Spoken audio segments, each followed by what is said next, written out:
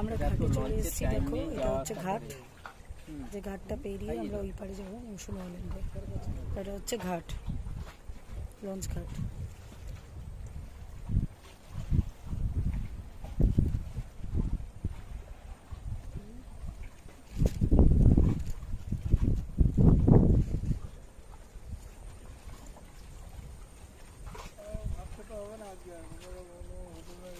না না, এখানে উঠে সামনে হোটেল আছে। এটা হচ্ছে পুরোটা লঞ্চ ঘাট, যেখান থেকে আমরা এখন নৌকা ধরবো, দিয়ে ঘাট পেরিয়ে মৌসুমী আইল্যান্ড যাবো। ওই যে লাল আলোটা দেখা যাচ্ছে না, এইটা হোটেল।